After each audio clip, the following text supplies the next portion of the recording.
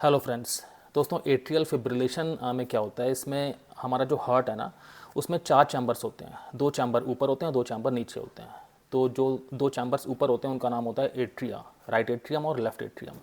तो atrial fibrillation में क्या हो रहा है कि जो ऊपर के चैम्बर्स हैं ये एट्रिया, ये ठीक से पंप नहीं कर पा रहे हैं, मतलब कि ठीक से कॉन्ट्रैक्ट नहीं कर पा रहे, ठीक से बीट नहीं कर पा रहे हैं। और एट्रियल फिब्रिलेशन में किस तरह की बीटिंग देखी जा रही है, इसमें नॉर्मली क्या होता है कि जो एट्रिया हैं, जो ऊपर के चैम्बर्स हैं हार्ट के, ये बहुत जल्दी जल्दी बीट करते हैं और ये जो बीटिंग है इनकी ये इरेगुलर हो जाती है, मतलब कि उस बीटिंग में कोई भी कोऑर्डिनेशन नहीं है। बिल्कुल एक तरह से क्योटिक बीटिंग है, मतलब कि बिना किसी सिर पैर के बस जल्दी जल्दी जल्दी जल्दी बीट कर रहा है और इरेगुलर बीटिंग है। तो उससे क्या होता है कि ऊपर के चैम्बर्स का अगर ये वाला हाल होगा तो फिर जो नीचे के चैम्बर्स हैं, जो नॉर्मली ऊपर के चैम्बर के साथ एक कोऑर्डिनेशन में रहते हैं, तो नीचे के चैम्बर्स की बीटिंग भी अफेक्ट हो जाएगी, जिसकी वजह से आप समझ सकते हैं कि पूरे के पूरे हार्ट की बीटिंग अफेक्ट हो रही है। और अगर हार्ट की पंपिंग या बीटिंग अफेक्ट हो जाएगी तो आप समझ ही सकते हैं कि कितने सारे अलग अलग तरह के कॉम्प्लिकेशंस पैदा हो सकते हैं। तो एट्रियल फिब्रिलेशन के भी बहुत सारे कॉम्प्लिकेशंस होते हैं। मैंने एट्रियल फिब्रिलेशन के दोस्तों सिम्टम्स के और टाइप्स के बारे में एक अलग वीडियो बनाया हुआ है, और मैं इस वीडियो में बात करने जा रहा हूँ कि एट्रियल फिब्रिलेशन के कारण क्या क्या हो सकते हैं, कॉजेज़, या साथ में हम रिस्क फैक्टर्स की बात भी करेंगे कि रिस्क फैक्टर्स कौन कौन से हो सकते हैं। जानना इंपॉर्टेंट है क्योंकि एट्रियल फिब्रिलेशन सोसाइटी में देखा जाता है, बहुत ज़्यादा अनकॉमन नहीं है।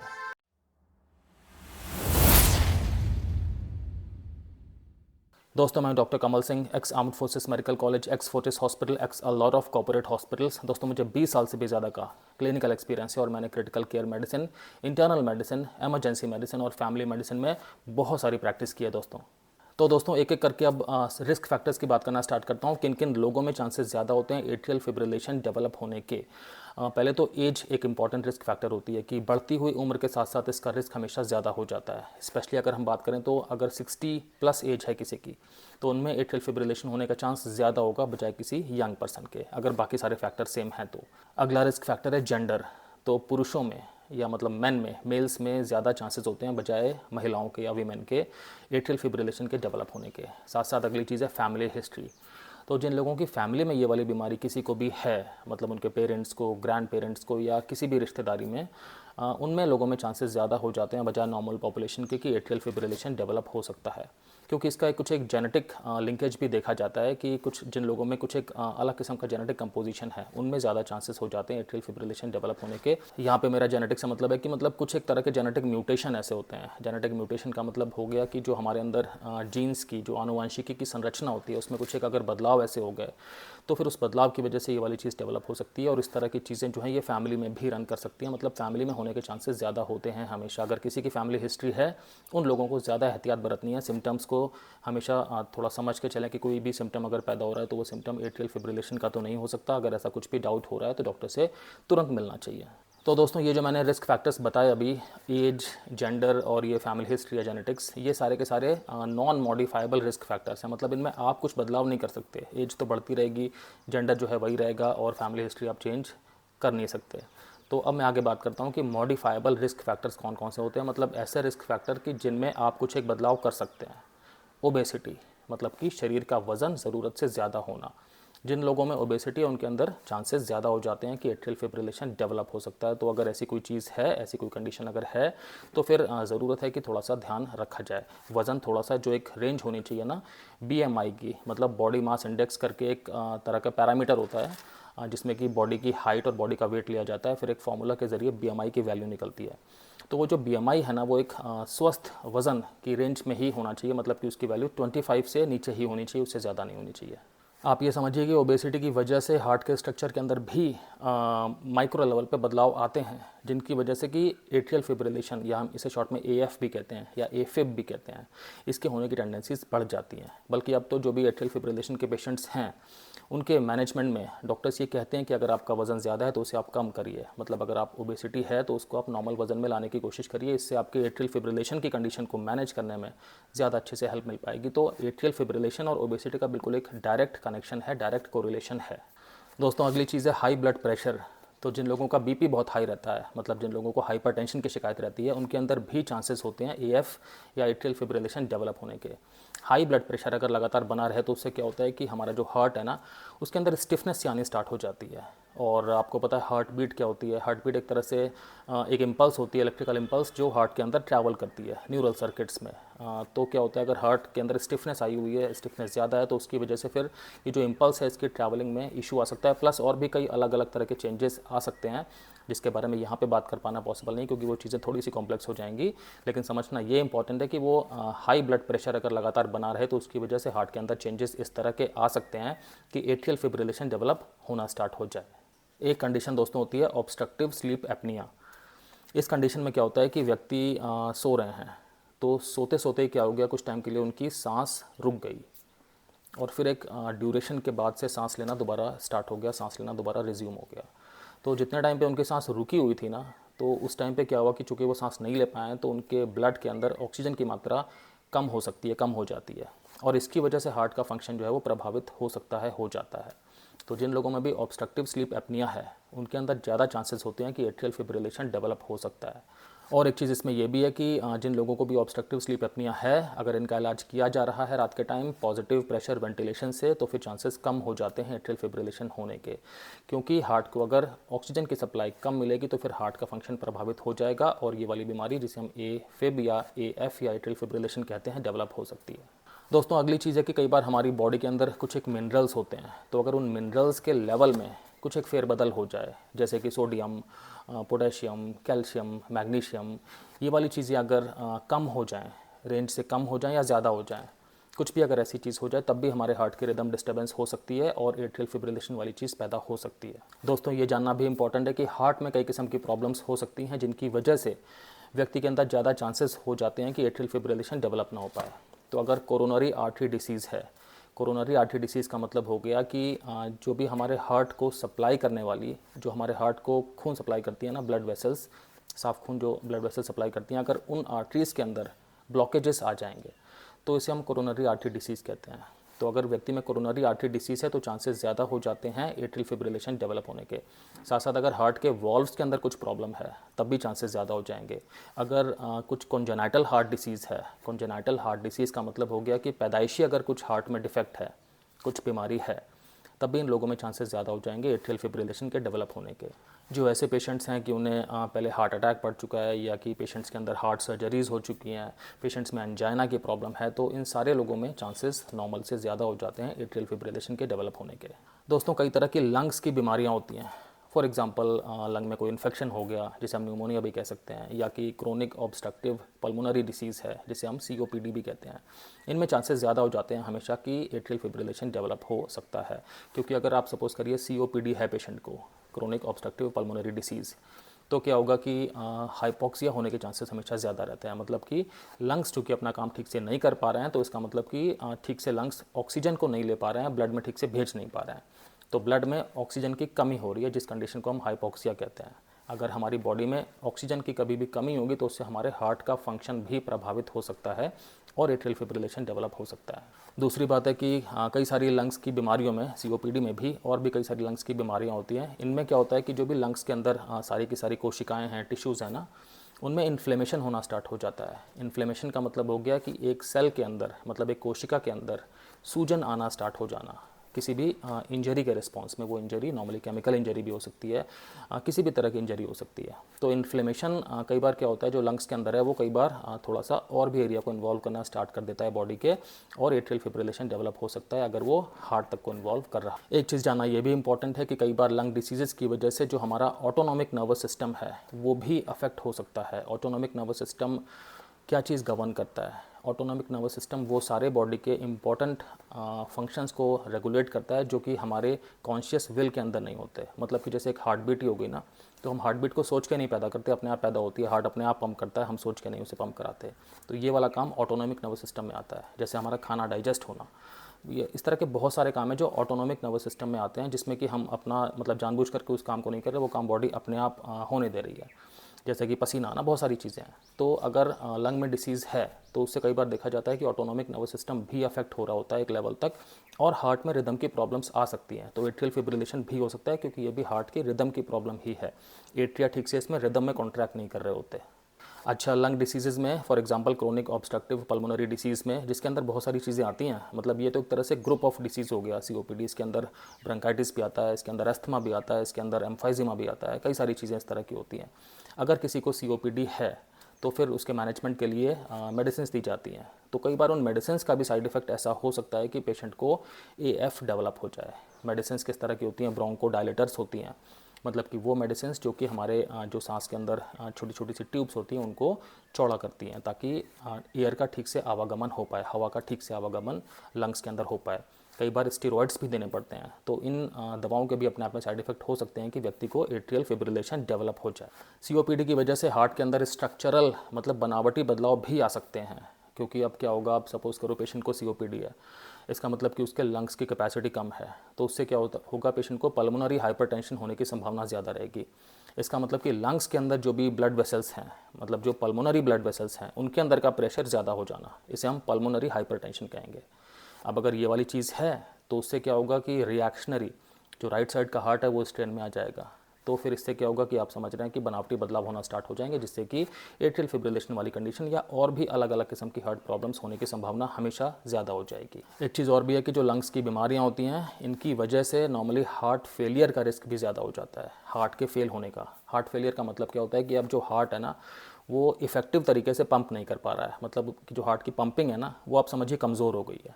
तो अगर हार्ट ठीक से पंप नहीं कर पाएगा तो हार्ट ठीक से ब्लड को शरीर के बाकी सारे के सारे ऑर्गन्स में नहीं भेज पाएगा। तो अगर ब्लड ठीक से नहीं पहुंच पाएगा शरीर के सारे ऑर्गन्स में या कोशिकाओं में, तो फिर ब्लड में घुली हुई ऑक्सीजन भी नहीं मिल पाएगी ठीक से शरीर की सारी कोशिकाओं को, और फिर कोशिकाओं में ऑर्गन्स में अलग अलग किस्म की प्रॉब्लम्स होना स्टार्ट हो जाएंगी, क्योंकि ऑक्सीजन बहुत ज़्यादा इंपॉर्टेंट पार्ट होती है हमारे शरीर की कोशिकाओं का। आपको पता है ऑक्सीजन का मतलब लाइफ होता है।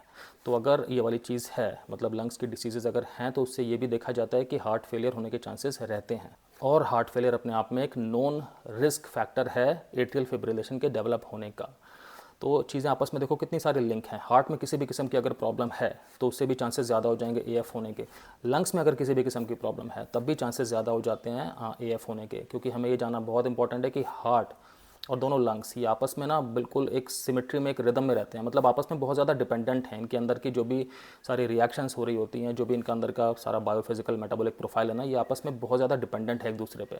अगली चीज़ आती है, जो रिस्क फैक्टर है वो थायराइड का होता है, कि अगर किसी की थायराइड ग्लैंड बहुत ज़्यादा काम कर रही है, ओवर एक्टिव थायराइड है, जिसे हम हाइपर थायराइडिज्म भी कह सकते हैं, तब भी इन लोगों में चांसेस ज़्यादा होते हैं एट्रियल फिब्रिलेशन डेवलप होने के। कई तरह के वायरल इन्फेक्शंस ऐसे होते हैं कि जो अगर किसी को हैं तो चांसेस ज़्यादा हो जाएंगे एट्रियल फिब्रिलेशन डेवलप होने के। कौन कौन से इन्फेक्शंस, वैसे तो लिस्ट बहुत लंबी है, मैं कुछ एक कॉमन वायरल इन्फेक्शंस का नाम आपको बताता हूँ। इन्फ्लुएंजा का इन्फेक्शन, वेरिसेला मतलब कि चिकन पॉक्स का इन्फेक्शन, हर्पीज़ का इन्फेक्शन, कोरोना वायरस का इन्फेक्शन, चिकनगुनिया का इन्फेक्शन। तो ये अपने आप में कुछ एक कॉमन वायरस से होने वाले इन्फेक्शंस हैं कि जो अगर किसी में हैं तो उस टाइम पे चांसेस ज़्यादा हो जाते हैं कि पेशेंट को एट्रियल फिब्रिलेशन टाइप की चीज़ भी हो सकती है। इन जनरल अगर बॉडी में कोई भी इन्फ्लेमेटरी कंडीशन चल रही है, या आप समझिए कोई भी अगर ऐसी कंडीशन चल रही है कि जिसमें बॉडी का जो इम्यून सिस्टम है वो इन्वॉल्व है, कोई ऑटो इम्यून बीमारियाँ चल रही हैं, इनमें भी चांसेस कई बार ज़्यादा होते हैं कि पेशेंट को एट्रियल फिब्रिलेशन डेवलप हो सकता है। फॉर एग्जांपल अगर पेशेंट को रिमोटॉइड आर्थराइटिस नाम की बीमारी है तो चांसेस ज़्यादा हो जाएंगे। पेशेंट को अगर सोरियासिस है तो चांसेस ज़्यादा हो जाएंगे। समझने की बात यह है कि हमारी जो बॉडी का इम्यून सिस्टम है ना, वो कई बार थोड़ा सा मिसडायरेक्ट हो जाता है, और वो हमारी बॉडी के ही किसी भी ऑर्गन की या ऑर्गन सिस्टम की सेल्स को डैमेज करना स्टार्ट कर देता है। इस कंडीशन में क्या होगा कि सेल्स के डैमेज होने की वजह से सेल्स के अंदर इन्फ्लेमेशन हो जाएगा, मतलब कि सूजन आ जाएगी। और जब बॉडी में इस तरह की इन्फ्लेमेशन वाली प्रोसेस चल रही होती है तो ये इन्फ्लेमेशन कई बारी ब्लड में आ जाता है और ब्लड के ज़रिए अलग अलग जगहों तक पहुंच जाता है। हार्ट के अंदर भी ये वाला इन्फ्लेमेशन आ सकता है, तो इससे एट्रियल फिब्रिलेशन होने की संभावना बढ़ सकती है।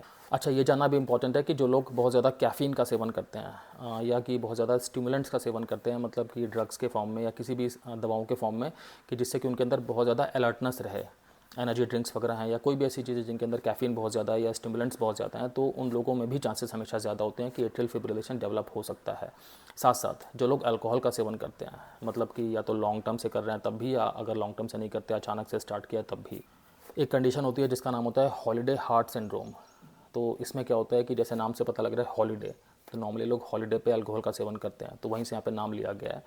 मतलब कि बहुत ज़्यादा अल्कोहल का सेवन करने के बाद एट्रियल फिब्रिलेशन डेवलप होना, इस कंडीशन को हॉलीडे हार्ट सिंड्रोम कहते हैं। अगर हम डेटा की बात करें तो आप ये समझिए कि अगर एक हफ्ते में बेसिक स्ट्रिंग से ज़्यादा कंज्यूम हो रही हैं तो उससे एट्रियल फिब्रिलेशन का रिस्क लगभग 35 से 40% बढ़ जाता है। और अगर लगभग आप ये समझिए कि 35 स्ट्रिंग से ज़्यादा हर हफ्ते ली जा रही हैं तो रिस्क लगभग 45% से ज़्यादा हो जाता है। और महिलाओं में प्रतिदिन अगर 2 ड्रिंक से ज़्यादा ली जा रही हैं तब भी उनसे आप समझिए कि एट्रियल फिब्रिलेशन जो होने का रिस्क है वो लगभग 60% तक ज़्यादा हो रहा है। तो अपने आप में काफ़ी एक डायरेक्ट कोरिलेशन है अल्कोहल में और एट्रियल फिब्रिलेशन में।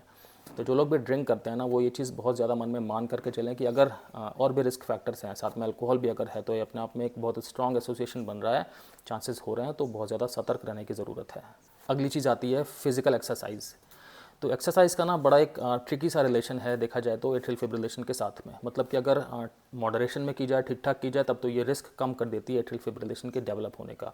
लेकिन अगर बहुत ज़्यादा की जाए, बहुत ज़्यादा लॉन्ग ड्यूरेशन के लिए की जाए और बहुत ज़्यादा मतलब हाई पावर एक्सरसाइज की जाए तो रिस्क बढ़ा भी देती है। तो ये चीज़ जानना हमें इंपॉर्टेंट है कि जो लोग बिल्कुल भी एक्सरसाइज नहीं करते हैं, उनके कंपैरिजन में अगर देखा जाए तो जो लाइट टू मॉडरेट एक्सरसाइज करते हैं उनमें एट्रियल फिब्रिलेशन डेवलप होने का चांस लगभग 28% 30% कम हो जाता है। लेकिन वही चीज़ है कि क्यों है, क्योंकि अगर हम लाइट टू मॉडरेट एक्सरसाइज करेंगे तो उससे हमारी बॉडी के अंदर इन्फ्लेमेशन कम होगा, हमारी जो बॉडी का वज़न है वो ऑप्टिमाइज रह पाएगा, हमारे अंदर जो पॉजिटिव हार्मोन्स हैं वो निकलेंगे तो वो अपना काम ठीक से करेंगे। ओवरऑल हमारी बॉडी के अंदर एक मतलब ठीक ठाक सा एनवायरनमेंट रहेगा अंदर, जिसकी वजह से कि एएफ होने के चांसेस कम रहेंगे। लेकिन अगर ऑन द कॉन्ट्ररी अगर बहुत ज़्यादा लंबे टाइम के लिए बहुत ज़्यादा हाई पावर या बहुत ज़्यादा हाई एंड्योरेंस एक्सरसाइजेस की जाएँ तो उससे देखा जाता है कई बार कि एट्रियल फिब्रिलेशन होने का चांस ज़्यादा भी हो जाता है, क्योंकि वही चीज़ है कि उससे हार्ट पे जो है वो जोर आना स्टार्ट हो जाता है, तो अंदर स्टिफनेस वगैरह आती है और अंदर का स्ट्रक्चर जो है वो उसमें चेंजेस होना स्टार्ट हो जाते हैं, इस तरह के कि हार्ट में रिदम की प्रॉब्लम पैदा होना स्टार्ट हो जाती है। ठीक है ना। तो मतलब ये अपने आप में कोरिलेशन है। ऐसा भी नहीं है कि जो लोग सारे के सारे लॉन्ग ड्यूरेशन की ये बहुत ज़्यादा हाई पावर वाली एक्सरसाइजेस कर रहे हैं तो सबके अंदर ये वाली चीज़ डेवलप हो ही जाएगी, ऐसा नहीं है। लेकिन हाँ, रिस्क बढ़ ज़रूर जाएगा कि जिन लोगों में जो बहुत ज़्यादा हाई एंडोरेंस एक्सरसाइज कर रहे हैं, बहुत लॉन्ग ड्यूरेशन के लिए कर रहे हैं, उनमें नॉर्मली रिस्क फिर थोड़ा सा ज़्यादा हो जाएगा, स्पेशली अगर उनके अंदर और भी रिस्क फैक्टर्स हैं तो डॉक्टर्स का काम होता है कि ठीक से पूरा का पूरा पेशेंट का प्रोफाइल समझ लेना, चेक कर लेना और उसके हिसाब से पेशेंट को राय देना कि आपको एक्सरसाइज कितनी करनी चाहिए। ठीक है। और ये तो बात पक्की है कि अगर हम लाइट टू मॉडरेट एक्सरसाइज कर रहे हैं, मतलब अगर हम फिजिकल एक्सरसाइज को मॉडरेशन में कर रहे हैं, बिना किसी भी ज्यादती के कर रहे हैं, वो चीज़ हमें हेल्पफुल है, उससे हमें एएफ होने के चांसेस बॉडी में कम हो जाएंगे। एक चीज़ जानना ये भी इंपॉर्टेंट है कि स्मोकिंग अपने आप में ना एक बड़ा रिस्क फैक्टर होता है एट्रियल फिब्रिलेशन का। स्मोकिंग करने से क्या होगा कि जो भी हमारी बॉडी के अंदर सेल्स हैं ना, उनके अंदर इन्फ्लेमेशन बढ़ेगा, मतलब सेल्स के अंदर सूजन बढ़ेगी इंजरी होने की वजह से। अब निकोटिन अंदर जा रहा है तो वो केमिकल इंजरी तो पैदा करता ही है ना सेल्स के अंदर, जिससे कि इन्फ्लेमेशन हो सकता है। इन्फ्लेमेशन की वजह से बॉडी की जो सेल्स हैं उनके अंदर ऑक्सीडेटिव स्ट्रेस आ जाती है। इसका मतलब हो गया कि जो सेल्स हैं उनके अंदर डैमेजेस होना स्टार्ट हो जाते हैं। तो जो हार्ट है हमारा, जो एट्रिया है हमारा, उसके अंदर के सेल्स में भी डैमेज हो सकता है ना, इस तरह का ही एट्रियल फाइब्रोसिस होने के चांसेस बढ़ जाते हैं। एट्रियल फाइब्रोसिस का मतलब हो गया कि जो एट्रिया है उसके अंदर का जो एक लचीलापन है ना वो ख़त्म होना स्टार्ट हो जाता है, उसके अंदर सख्ती आना स्टार्ट हो जाती है। एक चीज़ और जानना इंपॉर्टेंट है कि जो लोग करंट में स्मोकर्स हैं, मतलब जो अभी स्मोकिंग कर रहे हैं, उनके अंदर नॉर्मल पॉपुलेशन के बजाय लगभग 3 गुना ज़्यादा रिस्क होता है एट्रियल फिब्रिलेशन डेवलप होने का। और जो लोग पास्ट में स्मोकर से रह चुके हैं, चाहे अभी स्मोकिंग नहीं करते, उनके अंदर भी रिस्क ज़्यादा होता है, लगभग 30% के आसपास रिस्क ज़्यादा होता है नॉर्मल पॉपुलेशन से कि उनके अंदर भी एट्रियल फिब्रिलेशन डेवलप हो सकता है। तो स्मोकिंग अपने आप में दोस्तों एक स्ट्रिक्ट नो है। ये भी जान लीजिए कि जो रिस्क है एएफ होने का स्मोकिंग के कोरिलेशन में, तो अगर बहुत ज़्यादा लॉन्ग ड्यूरेशन के लिए किसी ने स्मोकिंग की हुई है, उनके अंदर चांसेस बहुत ज़्यादा हाई हो जाएंगे एट्रियल फिब्रिलेशन डेवलप होने के। तो मतलब जो स्मोकिंग की ड्यूरेशन है उसका भी डायरेक्ट प्रभाव है इस चीज़ पे कि एट्रियल फिब्रिलेशन पैदा होने के चांसेस ज़्यादा हैं।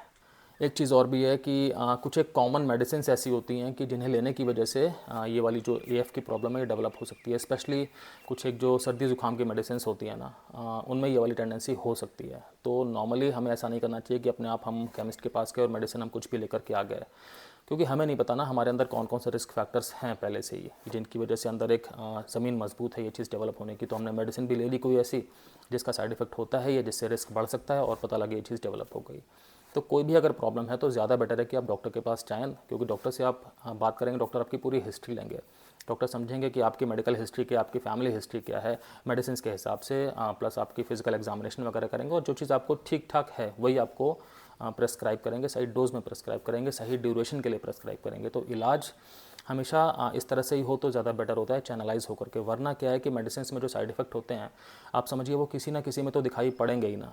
तो दोस्तों, अगर आपको समझ में आई हो चीज़ें, अगर आप एट्रियल फिब्रिलेशन के कॉजेज़ और रिस्क फैक्टर्स को थोड़ा सा समझ पाए हो, अगर आपको वीडियो अच्छा लगा हो तो प्लीज़ लाइक कर दीजिएगा। अगर आपने अभी तक मेरे चैनल को सब्सक्राइब नहीं किया दोस्तों, तो सब्सक्राइब भी कर दीजिएगा। आपको जहाँ पे भी लगता है कि ये वीडियो भेज के आप पेशेंट की हेल्प कर सकते हैं, स्पेशली जो लोग बहुत ज़्यादा अल्कोहल का सेवन करते हैं या जिनके अंदर कोई भी इस तरह के रिस्क फैक्टर्स हैं, लंग्स की प्रॉब्लम है, मतलब स्मोकिंग वगैरह करते हैं, या कि हार्ट की प्रॉब्लम्स हैं, हार्ट की कोई सर्जरीज हो चुकी हैं, कुछ इन्फेक्शन से गुजर रहे हैं, वायरल वगैरह, या जो भी मैंने सारे के सारे अभी कॉजेज़ या रिस्क फैक्टर्स बताए, जो लोग ओबीस हैं, मतलब कि जिनका बॉडी का वजन ज़्यादा है, आप उनके साथ में ये वीडियो शेयर भी कर सकते हैं, क्योंकि नॉलेज हमेशा हेल्पफुल ही होती है। अगर आप किसी का भला करेंगे नॉलेज दे करके, तो बदले में कभी ना कभी आपके साथ भी कुछ इस तरह का अच्छा घटित होने की संभावना बढ़ जाएगी। Thank you so much.